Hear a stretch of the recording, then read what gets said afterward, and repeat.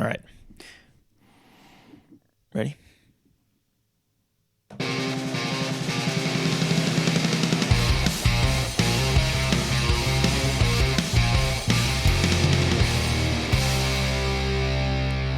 Hello and welcome into the Section 109 podcast. Kind of sort of live from Studio Breezy with Matthew, Sir Mix-a-Lot, who's just barely, I think, off the screen, Bobble Juan, and Matthew. We're here to discuss a interesting game against Flower Shitty, Salt Union, Softest Charmin, Soft City, I don't know, whatever they're called, from Saturday night. First of all, how are you feeling this fine Monday morning? I felt pretty good. How are you feeling about the game? I mean, like you don't want to, you don't want to go, especially this season. You don't want to go through a game and not score any goals. I think it's only happened one other time this season, at Michigan Stars coming off of the Birmingham Open Cup game. Mm-hmm. But like, truthfully, it doesn't bother me. I mean, we weren't awesome on Saturday night. I don't think it takes a seasoned soccer analyst to come up with that take. Speaking of seasoned soccer analysts, we Bill Elliott on the call. Yeah, that was fun. That was great. I want to rewatch the rest of that game. We've only rewatched the first half and then key moments from the second half together. And man, Bill's analysis, even though he said after the game, well, I wasn't trying to give away too much because, want to make sure that opposing teams, et cetera, I think that his analysis was very good. Yeah, it goes to show, like, two amateurs like us have to rewatch something, like a single clip 3 times in order to get the point that we kind of knew, but like needed to watch 3 times to get. And he was just like pulled it out like live. Yeah, there was one point where you and I were watching and we had it paused and we were counting the number of defenders back and we were going back and forth. We were feeling very good about it. And then we watched the clip from the beginning, and right after the play, which he'd only seen one time live, he knew exactly how many players had been back. And his just like, it took us 3 plays to get the exact same analysis that he already had on one watch, which is not actually surprising when you think about it, because two morons who do a podcast and then Bill Elliott, a NPSL Coach of the Year candidate, as Gabe's, or not candidate, winner 3 times. Man, yeah, it was just nice to have him on. But sorry, I interrupted you about talking about Flower City. Yeah, it's just or Salt Shitty, whatever they are. It was one of those. I think it was just one of those games, and we've been in a weird. I don't think we've been in a rhythm ever since. I think it was a 3-week stretch where we played Club de Leon, drew it, played Los Angeles Force 1-3-0, played Michigan Stars 1-2-0. I don't think we've been really in a rhythm after that, because we had the weekend off, midweek at Maryland, Independent Cup at home. I think we had another week off. We were away to Gold Star, and then we had Savannah. And then we had, a week off. And then, I just think a lot of times, especially clubs like CFC, which really needs like good rhythm, guys being on the same page with each other, like regular play. This kind of stop-start nature that to the NISA schedule probably hurts teams like us a little bit. And I thought we were just not quite sharp enough. And to be clear and to give credit, Flower City had a good game plan. They've had a good game plan each time they've played us this year. They really try to shorten the amount of time the ball is in play. Are you calling them time wasters? It is time wasting, but it's not just time wasting. It's more like they try to sit numbers back a little bit and make us take longer to make decisions, make us take longer to get into the attack itself. They try to keep possession of the ball when they do earn it back. And sometimes that possession is literally for possession's sake. But what it does is that they've got decent enough players to be able to keep the ball a little bit. And because we want the ball back all the time, it forces us to come to the table.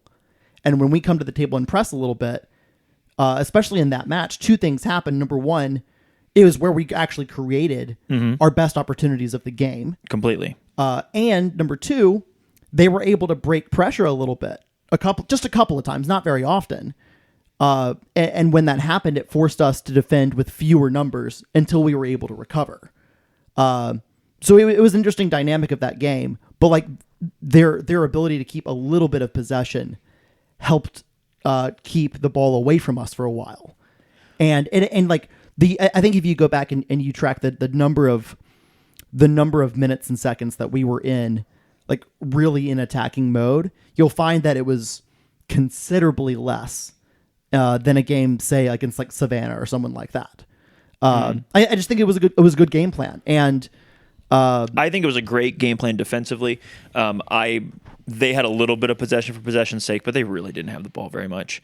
Their goal was to make 60 minutes 0-0, put in some attacking subs, spoiler alert, which did not work, but put in some attacking subs, and then take a chance at getting a goal. But they never, they had 1 or 0 shots on target. Every shot they took was from outside the box. They never got numbers on a break. Like, you can give them credit for breaking us down. I think you're being extremely generous. They never actually broke us down for anything. They just sat back with numbers and a smart game plan to stymie our offense. So the second half is where they actually started breaking some lines, and it was because of those attacking substitutions that they put in. But like they had 0 shots on target all game, 0 shots. They did have more shots in the second half, probably like 5 or 6 in total. And from bad angles, because we had defenders back still. If you're pulling up from 35 yards at a bad angle, I'm just not giving you any credit. Like, just because it actually says a lot about how good our defense is and was, if you're giving them credit for having broke the first 2 lines of pressure and got a shot off from 35 yards at a bad angle. Okay, well, some of those were a little bit closer. You're grading on a hell of a curve. I think when you watch the second half, you'll find that there were a few moments that were a little bit closer, but like closer to goal is still maybe 12 yards, but the angle was so bad that like the margin you have to hit that shot, like the XG is going to be still incredibly low. But they did create more of those when they made those attacking subs, and it did change the game for about 15 minutes. Those subs put us out of a rhythm, and while nothing came to it for them in terms of the attack, getting us out of our rhythm for 15 minutes took 15 minutes out of the second half for us to still push and find a goal. And I mean, like those subs kind of changed the game, and it took us a long time to recover from that. And then it's 80th minute late stage game stuff, and we really only got there were a couple like quarter chances where a ball might score it away or something, but we really, in the end, it was the Alex McGrath shot at the end of the game was the only like truly good, decent chance we had post substitutions, with the exception of, now that I'm remembering it, the Marcus clipped cross that Colin Stripling just heads wide, which is a very good chance. Mix. He's got his head out the window. Off. Come on, buddy. Come down here. Off. Mixie. Come here, buddy. Come over here. This is podcasting with dogs. Yeah. Neighbors are getting their lawn mowed, and Mix does not like that. So you're also forgetting the big Marcus chance that either happened right before or right around the subs. Right before the subs. Yeah, it's. I'm less down on. I'm less. But like, so I'm less impressed with them offensively than you are, and I think you're just grading on a hell of a curve because nobody has done anything against us all year, and because they set up to do nothing and did nothing for the whole first half. The fact that they did anything for the second half, I think you're giving them just extra credit. Yeah, all the credit I'm giving them is that it took us out of our rhythm. And tell me how many times Jean bailed us out. The number is 0. I mean, he didn't have to. He came out and collected. I'm not saying he couldn't. I'm saying he didn't have to. The only thing he really had to do all night was come out and collect one like free kick ball, and that was it. And it wasn't dangerous. It wasn't like it was a dangerous ball, or it was just looped. So I'm not giving any credit to them offensively. I will give a lot of credit to their defense, and let's get to the starting lineups. But they defensively they had a great game plan. Offensively, missed me with giving them any fucking credit. Their only goal there was to get to 60 minutes 0-0, and then their offensive changes just allowed them to get to the 75th minute. If we go with your timeline, still 0-0. It was probably 63 to about 78-80. That's all it did was give them defense. They were never beating us in regulation. If that's a playoff game, we're either going to penalties or we're scoring. They're never scoring. But I want, before we get to the lineup, I do want to also mention that what they did defensively obviously took us out of the game. And the key to the game, the reason why that game ends 0-0 is because when we were able to force them to make a mistake and build up, and like we turned them over 3 times. What, three times? Yeah, 3 times. 3 times it should have been good chances. Twice in the first half, once in the second half, to create actually truly good chances. 4 times, excuse me, because there was one we didn't get a shot off on. And those moments lacking just a little bit extra quality. And those key moments, it's not lacking quality, it's lacking sharpness. The quality's there. Quality and sharpness, I don't care, is the reason why this game was not 2-0 at halftime. Correct. And put away and done and dusted. And you get one of those to fall, game state changes entirely. And maybe we run up the score, maybe we don't. But like, it's those little moments when a team has a really good game plan and plays really well, and you're not quite just where you can be. Without a doubt. Those little moments turn soccer games. And we were unable to get one to turn the soccer game. And that happens sometimes. Yep, I am with you 100% on that. That is, I couldn't say it better myself. I will say one thing. Soft City are the new Michigan Stars. They're different, but they're the new Michigan Stars. They're setting up for a draw, and if they happen to get out on the break and get one, great. But they're just not going to concede. That's how they're setting up against us. They are the new Michigan Stars. They do it slightly differently. All right, let's go through our lineup. Jean-Antoine at goal, Colin Stripling at right back, right center back Anatoly Prepelica, left center back Aiden Bowers, left back Joseph Perez, central defensive midfielder Richard Dixon, central midfielder Alex McGrath. That is the back 1, 2, 3, 4, 5, 6, 7 that we are extremely accustomed to at this point. Beto gets to start over Luis, though Luis would come in at halftime for Beto. Right wing Juan Luis, a bit of a surprise there. Left wing Jesus Ibarra and striker Marcus Naglestad. Right wing Juan Luis would also get subbed at halftime. So we only made 2 subs in this game, both at halftime, meaning Rod was probably either dissatisfied with how we were playing or how those players were playing, and I'm not going to comment further on that, but yeah, just halftime sub is early for Rod. It's early for anybody, but especially early for Rod.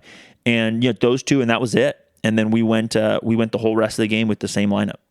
Yeah, which was interesting. And Rod was asked about. He makes a comment in the post-game press conference about why he didn't make any other subs the rest of the game, and he said something to the effect of, there was nothing. The right players were essentially on the field at the right time, and there was nothing that would have changed the dynamic of like we liked how it was going. I think if you asked Rod, you play another 30 minutes and we eventually get one. The way the game was going. It's a lot like we talked about Michigan Stars last year. If we play 400 minutes, the only team that's gonna score if we're playing well is us. Yeah. The problem is if we're not playing quite well enough, which you mentioned we weren't sharp enough. Some of our touches were just a little off, some of our sharpness was just a smidge off. We're also not going to score. The margins are too fine with us, with them defending well with a good plan. We'll get to it let's talk about their good plan. Okay. So you have it listed here, them playing in a 4-4-2. Yeah, it's more of a 4-4-1-1 because Ferreira would drop. Former CFC player Luke Ferreira would drop a little bit deeper than Diakate. I mean, it was a 4-2-1-1. I mean, 6-2-1-1 at times. Yes, which was for large portions of the game. In fact, it was a 6-2-1-1. So you have kind of a left back and a center midfielder in Stephen Elias playing your outside back positions for Flower City. And then Logan Lee, who's played a lot of right back for them. It was the right winger. And then Noah Kavanaugh, who's played a lot of left back for them as the left winger. And those guys dropped in, and your 2 wingers became the primary defenders against our wingers. And then they had help. With the outside backs. Direct help with the outside backs already there. And the center backs. And we talked about, in the Savannah recap podcast, we talked a lot about how Savannah wanted to match up kind of one-on-one almost everywhere. Mm-hmm. And what they did in the first game was make sure that they had 2-on-1s so that our wingers always had 2 players. And we've talked a lot about how our wing play, when it's good and when it's decisive, we are good. We are incredibly good. Our offense is good. And Flower City, I think, tried to take away wing play. No, it's not that different from what they did in the first game, the first home game. Yeah, against us as well. agreed. And I would guess the same thing they did away, though I don't actually know. We didn't actually see it. So I think when that happens, when you get those 2-on-1s everywhere, it means that the players in the center have to have that extra quality and sharpness to be able to break teams down. And we didn't get enough of that either. And I would argue we actually got just enough of it in the overall like number of chances created centrally. Yeah, but the problem was in each one of those, either the pass was just a tiny bit too hard or a tiny bit to one side or the other. The touch from the player that was receiving the ball was just a tiny bit off. I mean, it was just one of those where the margins were really fine, and we weren't going to create like 10 good chances in order to finally get one. We were going to create a few big chances and a handful of good chances. And we didn't, I mean, I would argue we had no huge chances outside of maybe the Marcus that he creates on his own where he cuts back on his right foot and the goalkeeper makes a really good save. But there's no, like, we weren't going to create a tap in very easily in this game, except if we're sharper. And this is what it is. If we're a little bit sharper and the touch is just a little bit sharper, the ball doesn't bounce, maybe we do create a tap in because that next pass is there. But every one of those key moments, unfortunately, either the situation beat us, where goalkeeper makes a really good play, or there's an unlucky bounce on the turf, or the touch is just a little heavy, the pass is just a little heavy. It's just one of those nights where offensively we didn't have it clicking enough. And it was mostly sharpness. I mean, look, our wingers. But all of those big moments came from us turning over Flower City high. In the middle. Every one of those is in the middle. In the middle, yes. But none of them came from like sustained pressure offensively by us. Well, and as I've complained about before many times, as you just said, if our wing play is good or great, our offense is good or great. Our wing play, because they were doubled, made it was more difficult, and they just couldn't beat anybody on a consistent basis, right? Yeah. They did beat guys. They did their job. But when Rod Underwood's offensive system this year is clicking, our wingers are beating guys regularly and consistently and creating those overloads number-wise and position-wise. And we just weren't creating overloads, but we were getting 3 men up. We were playing rondos. We were getting... I mean, it wasn't... They were isolated at times, but it wasn't the same thing. Early on this season, this did feel a lot like some of those early on games or games from early this season, rather. Early this season, we were getting one player forward, one winger against 4 guys, and there were not players up there. Did that happen a little bit? Sure. But this game, it wasn't primarily that. We even had numbers, but we couldn't beat. I mean, you have in the first 5 minutes, we have this great through ball that comes to Joseph Perez, and he gets through like a bing, bing, bing, and he's through. We didn't do that the way we've done that the last few games. The last few games, we have the winger beats somebody, or the threat of the winger beating somebody because they've beat somebody 2 or 3 plays in a row. The defense gets unbalanced. We play through and we create an overload or pressure or whatever else. We just couldn't do that sustainably in this game or repeatedly in this game. Yeah. And part of that, and this is no shot at any individual player, but the wings weren't as sharp as they have been. And we, as a team, offensively just weren't quite as sharp as we have been. And as you pointed out, the margins are very fine when a team has a really good defensive plan against you. And in another game, this is 2-0 in the first half. Another night, it's 2-0 in the first half. Because we create 2 good enough chances to score, not just 2, but we had 2 great chances, or 2, in particular, we had 2 chances that you and I both felt in another night would have scored in the first half. And then it's a completely different game. They have to come out and, maybe that game finishes 4-0 as opposed to finishing 0-0. Another thing I think that's important to point out is even though Flower City had a really good stretch in the second half for them in terms of keeping us from doing what we wanted to do, our defense is still incredibly good and incredibly limiting on the types of chances we give up. They were all, you go back and watch the chances that Flower City did create, they're all like 0.01 XG kind of chances. Like they're not big. Well, I mean, let's talk about... And they wouldn't have added up to be much of anything at all. Let's talk about even though they did get a series of I guess shots, if you want to call them that, but they're incredibly low percentage chance shots. And what the difference between last year's CFC and this year's CFC is, you have to absolutely bring something special, or we have to make a catastrophic mistake for goals to get scored against us. And I think like a last year's CFC type team possibly loses that game, because like when the offense just doesn't click, all it takes is one chance. The defense is built this year in such a way to prevent that. Yes, like offenses go through a game where they just nothing quite falls the right way for them, but this defense is built in such a way to allow us to go through those moments. And I think it's a big reason why this group has 11 wins, 5 draws, and no losses.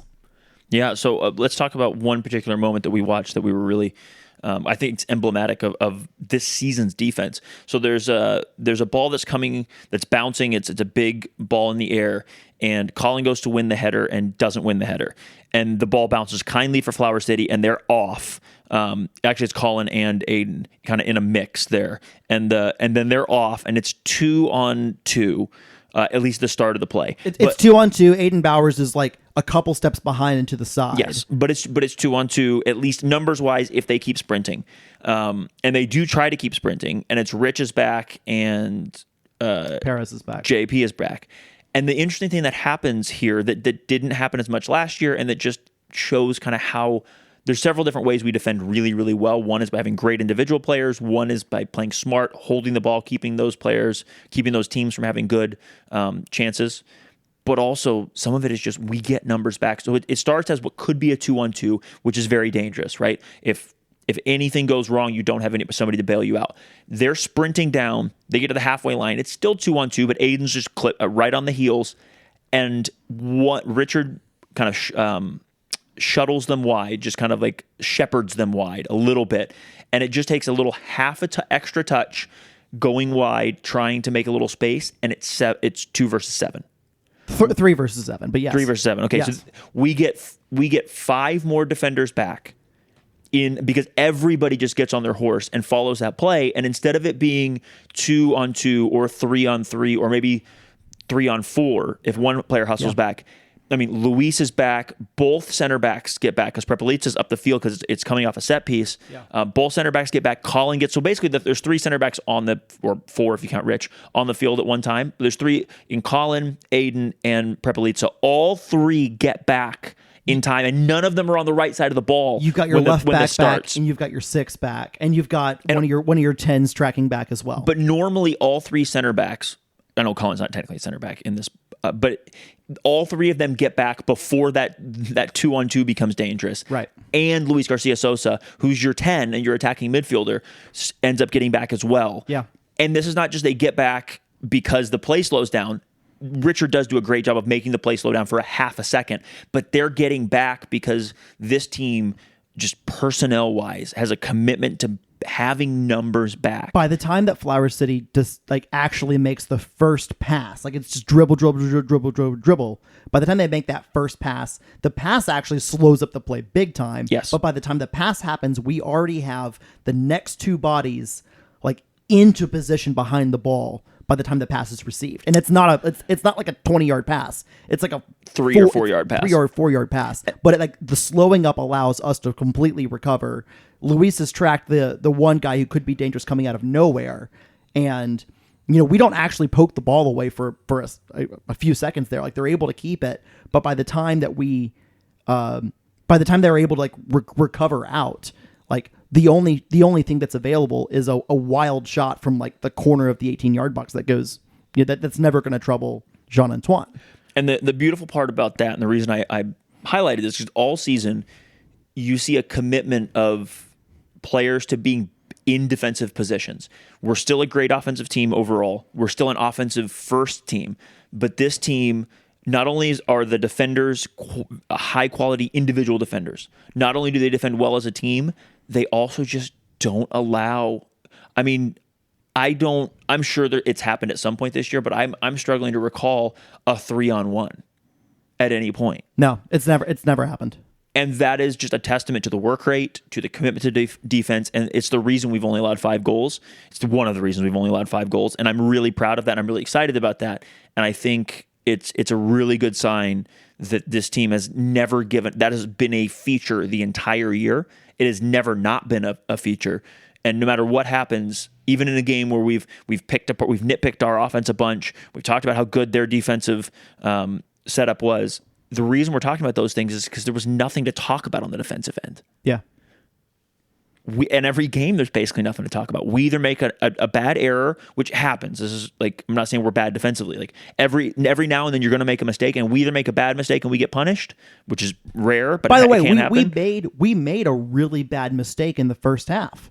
I think Richard's trying to play a ball like to either Aiden or Perez, and I think he kind of splits the two, and a Flower City player is like running onto it. It's like a great assist almost. But even in that moment, a really bad giveaway, and the only Flower City had 2 shots in the entire first half. One comes off a break, like 3rd, 4th, 5th minute, something like that. It's wild. It's never troubling the keeper. And then like that pass that's given away, it reminded me a little bit of remember in Des Moines where we're still figuring out like the possession game, and Aiden tries to keep a ball in possession and kind of plays a square pass in the middle of the field that's intercepted. It reminded me a little bit of that. But even in that moment where you've got a couple guys like now running downhill against our defense, we still recover. Aiden makes a great defensive play to send the ball out for a corner. Well, great block. Yeah, a great block, and that was it. So, really outside of a few minutes where the game was dictated by Flower City and not by us. That was, it's like 0-0. It's kind of, it sucks at home. You want to score goals. You want to win games. And this team is now accustomed to winning games and scoring goals and exciting the fans. And like, that's okay. So that feels bad. A draw against a team that's hot felt like a loss emotionally, but objectively, it's fine. Like it's fine. You're gonna go through games where you're not at your best, and the difference between this team and the difference between this team and other teams of the past is this team not at our best is a draw, a goalless draw, or occasionally a 1-1 draw, or a 1-1 draw, or even a 1-0 win. Yeah, and that seems to be where we are. That's very, very good. That is a sign that this team can truly grind out games, grind out results. And I think that's the hallmark of a championship style team. And I don't think anyone has any illusions. Like, this team wants to win a championship. They want to win the regular season championship. They want to be dominant, and they want to win 2 games in the playoffs, which are undoubtedly going to be grinds. Mm-hmm. So no one's rolling into Finley Stadium hoping to play us off the field, right? Because you can't. By the way, you just can't. You have to hope for like a grindy game where you get a little bit of luck, and that's fine. Like, that's soccer. And also the other thing is, this year we don't necessarily need luck. We just need to be sharp. And we talked about this last year a little bit, that if we play our game, we don't need luck to beat anybody. We can beat anybody. This year is that plus some, because our defense is better. Our offense is just as good or better on their night. And man, I think it's just the outlook is positive, man. Let's roll in straight into your 3 key takeaways. Yeah. So I think obviously it wasn't our best night, right? We lacked some patience in attack. We didn't take the opportunities that Flower City did give us through their own mistakes. And we weren't sharp enough in some of those key moments. And that's the difference. That's the difference between winning this game 2-0 and it being 0-0. Like, that's it. And like, number 2, credit to Flower City. Like, it was a good game plan. Their adjustments in the second half, like, it absolutely threw us off our rhythm, and it essentially wasted 15 minutes, almost 20 minutes, that we were not able to play our game and impose our will on the game, and that took away time for us to give ourselves more chances to break them down and eventually score and win. So like, all credit, all props there. You do wonder though, like, this Flower City team has lost like 8 games, and against some really shitty teams. And it's really, I think it speaks a little bit to kind of like NISA truly is like this weird bridge between amateur and pro. Like the real pro players and pro teams like stand out a little bit, and the amateur ones they can be talented, they can have good game plans, they can do a lot of things, but it's like truly ebb and flow. And I think Flower City is in that ebb and flow kind of world, because like when they have a good day and when they have a good game plan and when they play well and they're focused, they're a pretty good team. But they seem to lack that consistency and that quality week after week after week. And I think it'll be really interesting for them. And do they, like, they're still pushing for a playoff spot. This is a big week for them. It's a big point for them, and it is a big point for them, especially considering they essentially dropped 2 points against Club de Leon earlier in the week. You know, they've got a tough run in. They've got us one more time. They've got Michigan Stars twice. They've got to play. I think they've got to play the two California teams once each. Like, they've got a tougher run in than anyone in those final playoff spot pushes, and it'll be real interesting. Like, They absolutely have the quality to be able to get over the hump and get into the playoffs. And I think with a good game plan, I think they can make some noise in the playoffs. At least be a tough out. But can they do it week after week to earn enough points to be able to pull it off? We'll find out. And the third thing, and I mentioned this just before, our physicality, our defensive quality. Turns a game like that where it feels like nothing's going right. We're not getting any favors from the referee or the assistant referee. Every offside call. Our sharpness just isn't quite there. It's just not our night. Our defensive ability, our physicality, the way this team is built, the mentality of it, keeps this game a 0-0 when it could. Like, this is the kind of game that could have easily finished 0-1. And the other team steals a win. That we've seen, Flower City last year. Like Flower City last year. Like Michigan Stars in the playoff game. Like, these things sometimes happen. And this team appears to be built, and I think is built to minimize the chances of that happening. Yeah. Beautiful. So my first key takeaway is that Flower City had a solid game plan defensively, but we still had our chances. As good as we've beat that point to death, how good of a plan they had, we still had our chances. We lacked luck and sharpness. In order to do that, they had to sacrifice offense, and look, they created almost nothing. Every key pass or touch just a smidge off, so it wasn't our night, but I feel good about that. There's nothing that like is systemically wrong with that performance. It just... Yeah. I mean, like, Jean made 0 saves. He had to make 0 saves in a 0-0. Yeah, exactly. Flower City might be the new Michigan Stars. I've said that. I'm going to say it again. It's also, if you remember, Michigan Stars draws and loses a lot of games that are not to us or Cal United last year, as an example. Flower City have a good game plan, to go with what you said. They have a good game plan against good teams. But if they have to be the better team, if they have to impose their will, then they're in trouble. Yeah. Because they don't. If you give them it's a collection of actual pro players, unlike last year where they had like just true amateurs. So they have a lot of actual pros, and they have some decent amateurs, and like they put it together. And when they have a particular mission or a particular like really specific game plan, they can execute it clearly. But if that game plan was to like go be the better team on the night, they're not. Yeah, they can be, they could be sometimes, but. And by the way, I think with the collection of players they have and the amount of, and like their ability to put together a good game plan and execute that game plan, it really makes me wonder about the coaching staff. Because like a better coaching staff will do a better job with that group. I don't think they have that good a group. I think it's just such a stark difference from last year. Look, Diakate is hot garbage. I know he was the second leading scorer last year, whatever, but he is terrible. They have a bunch of rejects from a bunch of other teams. Like, it's just because they were so abject last year that we're giving them a whole lot of credit for being better. And because they're reasonably disciplined, they're able to execute a good game plan. So again, we're giving them more credit. It's not that good a collection of players. And then wing play was not as dominant as it has been the previous couple games. I know I said that right at the beginning.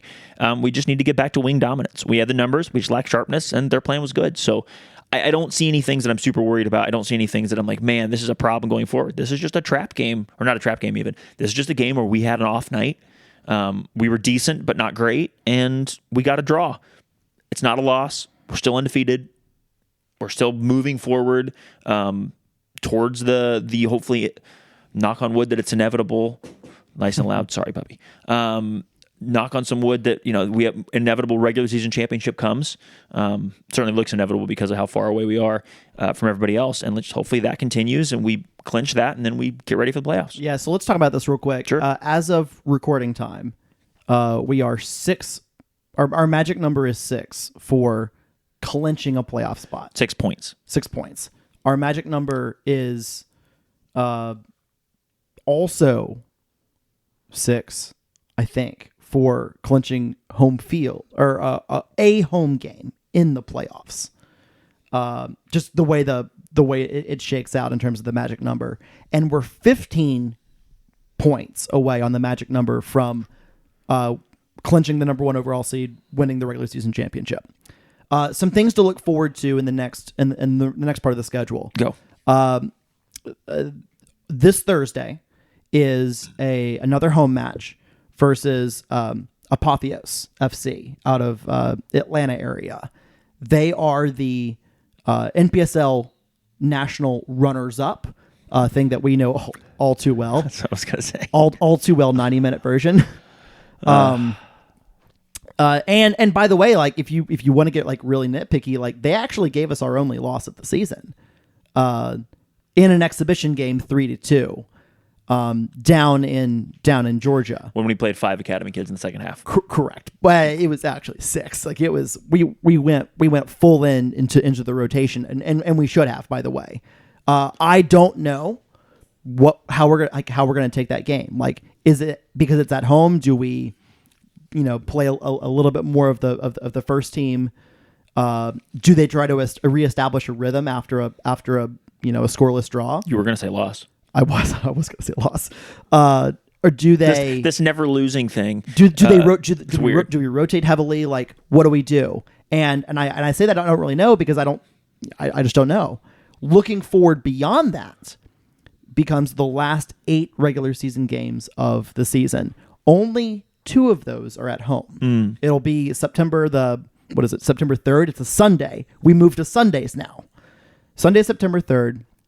We have LA Force. We then race LA Force to the West Coast, where we $5 says we beat them to the West Coast. Absolutely, where we play them on whatever Spirit Airlines Wednesday. flight they're on is going to be Monday morning or some shit. We play them on Wednesday, September 6th away. We play then. I think it's Sunday, September 10th. We play Albion away. We come back home, and then we've got come back home as in like come back to Chattanooga for a week. And then we're at Savannah, at Club de Leon, home against Gold Star. All these are Saturday or Sunday, whatever it is. Home against Gold Star. And then we end the season with 2 trips, 1 to Savannah and then 1 to Flower City. And then it'll be playoff time. So really a good opportunity. This is, like an entire third of our season will take place in September and the beginning part of October. And hopefully we start clinching playoffs, home field, regular season champions fairly quickly. But it's a really important time to continue to get better. Obviously there's something to play for in terms of the number 1 overall seed. And as long as we keep this undefeated run, there'll be continually something to play for. And this team's going to have to continue to get better, continue to get a little bit sharper and a little bit more quality and a little bit more inventive, because it's going to be tougher as we go on to the season. And teams have seen us 2, 3, 4 times, and you get to the playoffs where one moment of magic is what matters. So a lot to play for here. The season is truly now just getting into high gear. Yeah, we're in that stretch run now. After this kind of weird summer period. We're going into, we're very much going into the stretch run. Well, Matthew, thank you for joining me today. I can't wait to party on a weeknight on Thursday. Yeah. For anyone who might be planning on coming out to the game, we'll meet up at Chattanooga Brewing Company before the game, not on the grassy knoll. I mean, people are welcome to tailgate on the grassy knoll, but the tradition is weeknight games, work night games are at Chattanooga Brewing Company. So I plan on having a burger or something before that game and watching CFC hopefully avenge our academy loss against Apotheos. if you are listening to this and you're thinking about like all these away games and only a couple home games left this season, you're like, man, like I want to go on the road. Savannah is obviously your closest opportunity to go. You've got 2 chances, one in September, one in October. But if you're thinking about going to any of these away games, be it California or Savannah or Daytona Beach or whatever it is, like hit us up in the comments, hit us up on social media, let us know. We can help connect you to other people. The only game I am going to miss the rest of the season is the final fixture day at Rochester. I'm not going to that, but I'm going to all the others. And I think you are too. So like hit us up, let us know. I'm going to miss the home game against LA Force for a wedding. Oh, yeah, that's right. But yeah, we're not California. Not going to Rochester, going to both California is going to at least one, the Savannah and somehow the Daytona, and then probably the next Savannah. Let's be real. You're going to the next Savannah. It's my I'm going to be in birthday Savannah weekend. fucking 3. Oh, I forgot about that. I'm going to be in Savannah fucking 3 weeks out of 4, I think, because one of them is a bachelor party. So Yeah, it's going to be so like hit us up. time. We'll help connect you to other people that are going. We can help send you kind of recommendations on what we're going to be doing while we're there for some of these trips. We'd love to have more traveling support. It's always the best. Road games are in some way more fun than home games. 100%. It's less work. It's more partying. Like it's fantastic. Yeah, I'm not saying they're better. I'm saying they're fun. Yeah, and everyone should do 1 or 2 or like 10 if you can. So with that being said, thanks for listening, and we'll see you in the next one. See you in the next one. Peace.